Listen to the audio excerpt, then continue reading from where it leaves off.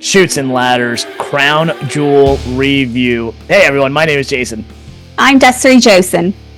All right, we're going to go ahead and review Crown Jewel. We're going to run right through this like we usually do. Before we do, any initial thoughts? We both said it, very underwhelmed, but this was not a surprise because we are not the biggest fans of Crown Jewel. So, I wasn't disappointed. I mean, it wasn't terrible, but it wasn't the best thing I've ever seen. So, I'm curious. Yeah. Yeah, 100%. I got to be honest with you. I had a lot of bold predictions.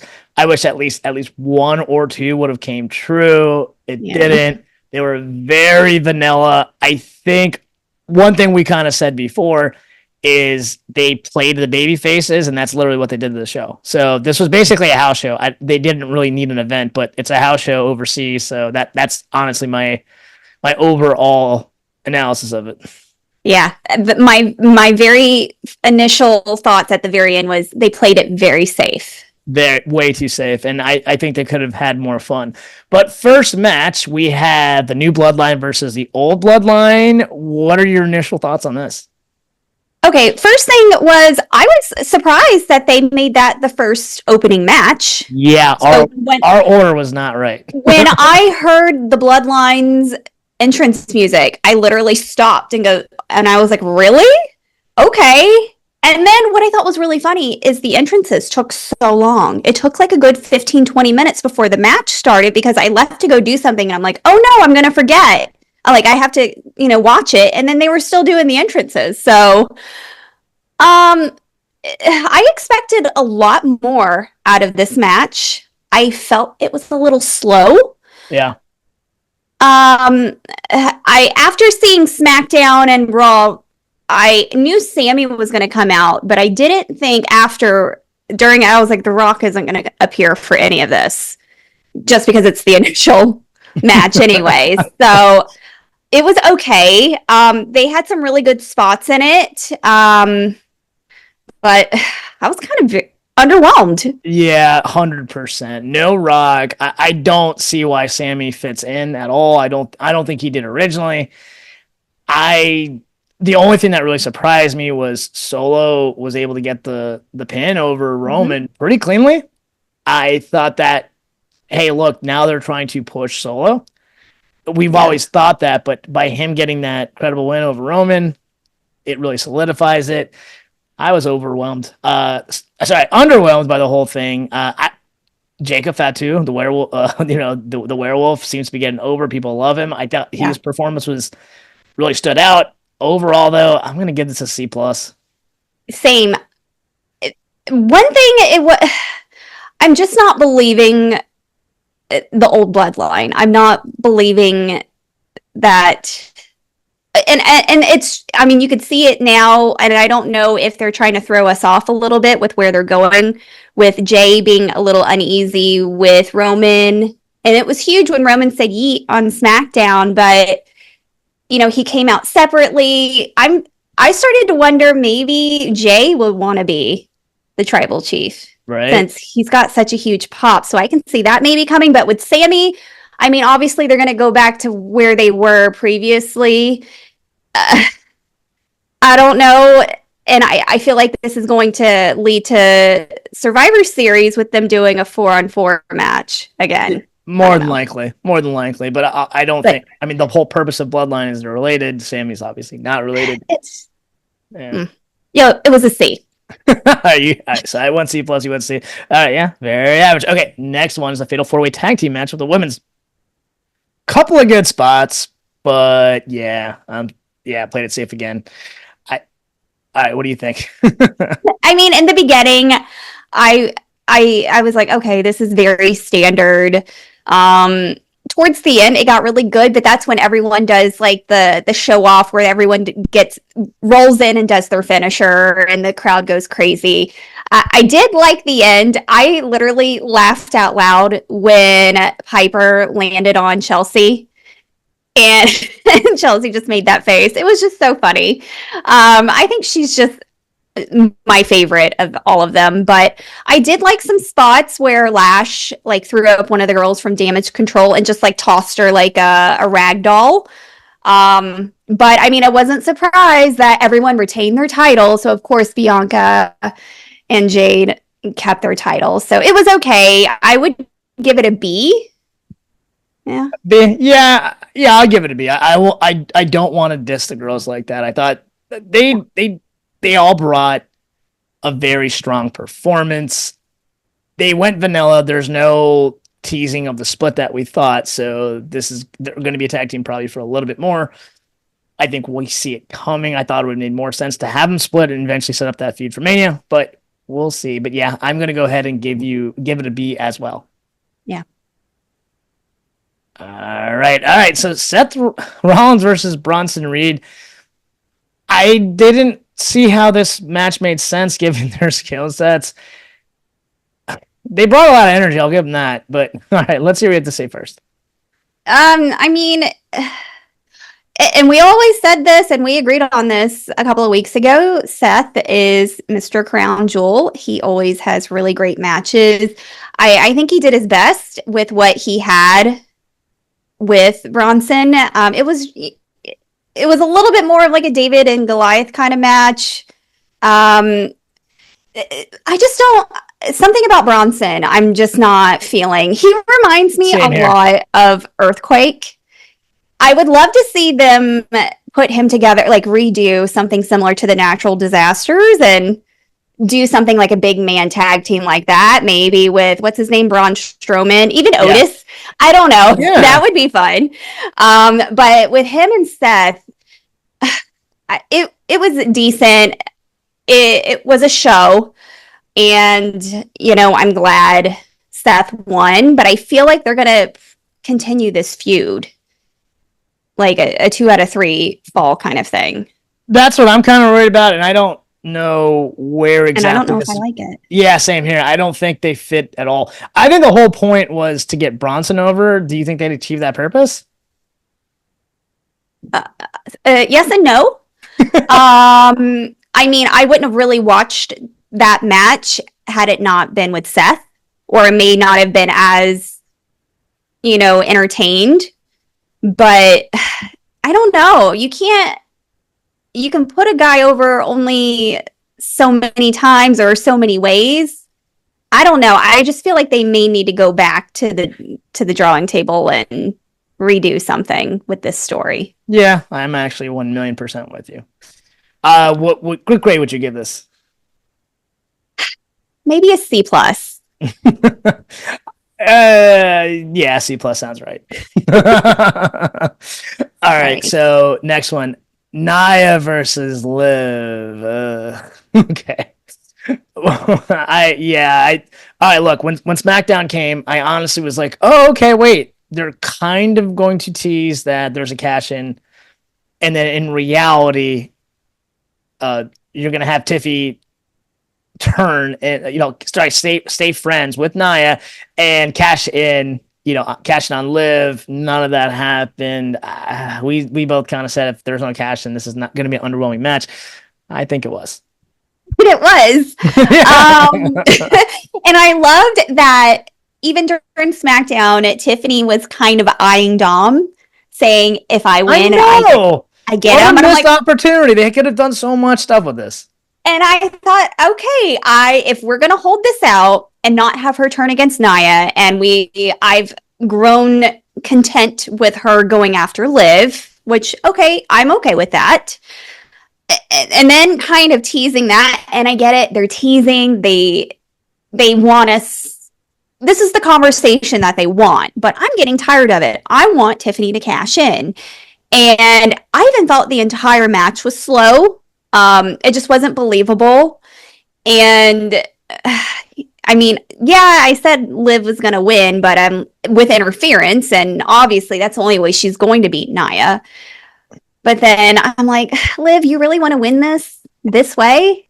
But that's who she is. So, yeah. All right. Let's hear the harsh reality. What grade are you giving this?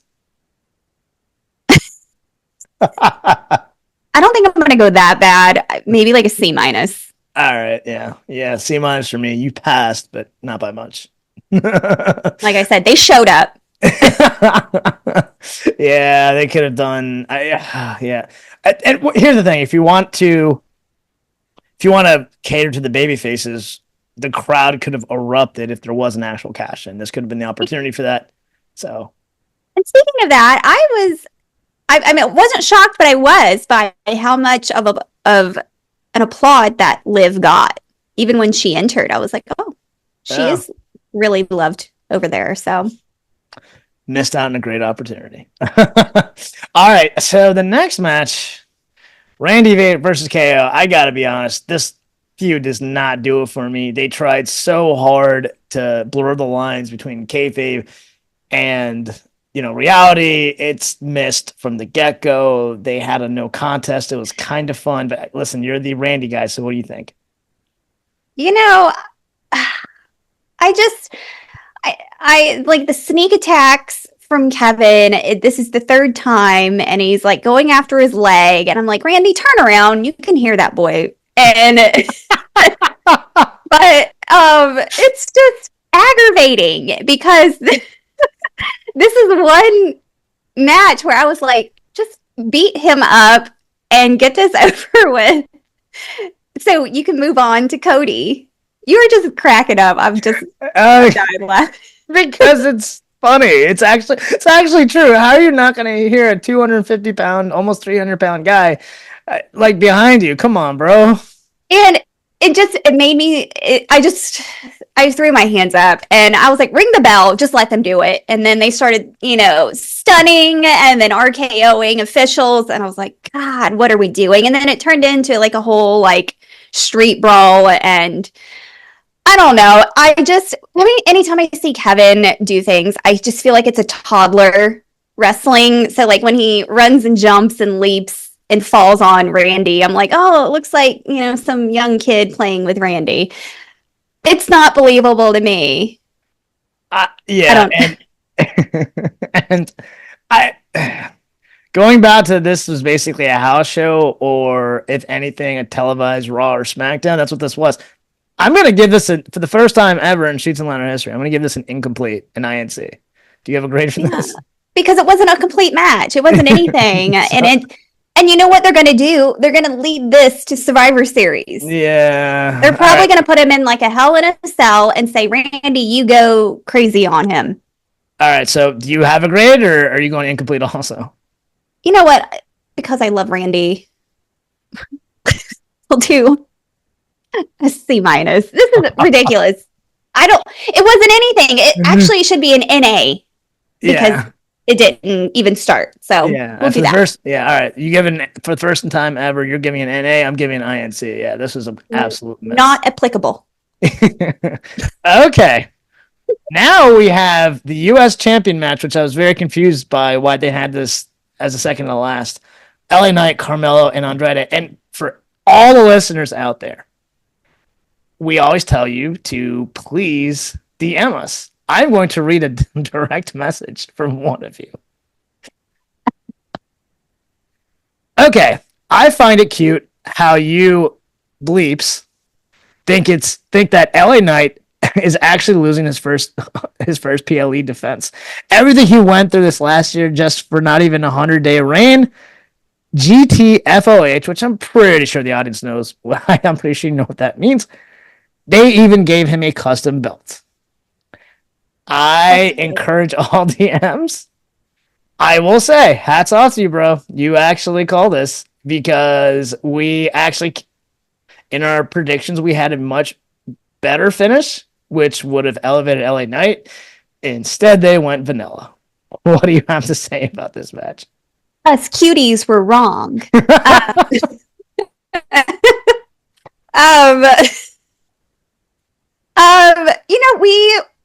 Why we're thinking outside of the box. We're looking at other stars as well. LA Knight is not the only star, even though the international fans love him. He always brings a pop. But I also feel that Carmelo was also an equal athlete and showman. And I'm glad that he was able to be in a major main event here in this. And he almost got it. Andrade didn't come out and get him, because he would have definitely pinned him. I thought this was a really fun match. I was shocked that they put them second to the last. It was quick, but even how Knight got them so quick, I was like, oh, so, that was an easy pin, but I don't know. That I just felt like it was good, but super quick. I don't know. Sure. Had to really put that into words. Well, so look, all three performers brought it. To my knowledge, it's the first time that all three were in a triple threat match. So hats off to them for that. They went vanilla. They went chalk. I didn't hate the match. I love LA Knight, so they're going to roll with him for a little bit for the U.S. title. The only thing that kind of could be disappointing is it sounds like he's going to be their U.S. champion for quite some time, because I don't think they'd know who else to put it on. Carmelo. No, and one good thing about this match is I never really paid much attention to Andrade. And this one I did. And I didn't realize he is really good in the ring. And there was the spot where he kicked, who was it? Carmelo in the face. And that, I was like, damn, that was really believable. That was really good. And what did they do? Like a double DDT? I don't know. It was a really good match. I liked it. All right, what grade would you give this match? I'll give it a B+. Yeah, I'm going B+ too. So far, by far, the best grade so far. Yeah. All right, listen, main event, Cody versus Gunther. I went crazy in my predictions, and I fully admit that. I thought Gunther was going to take it because they could set up a potential rematch at Mania. They went chalk. I didn't hate it. I didn't hate the match, really. A little underwhelming overall, but what do you have to say? I liked it. The more I watch these kind of matches, the more I become a Gunther fan. Sure. So your predictions, they weren't crazy. I think they made complete sense. But definitely because Cody is the face, they're going to lean into that. So I get it. But it was an okay match. It wasn't anything crazy for me to say this is a 5-star match. They had some really good spots, and I did like how Gunther was teasing the submissions, with the Boston Crab and a couple of other ones in there. And then the ending where, he jumped into the cutter and then tried to put him in the sleeper and then rolls into a pin. I was like, okay. And then when he pinned him, I was like, oh, that's how he got him. So one thing I do like about this, it's like a golden retriever and black cat energy.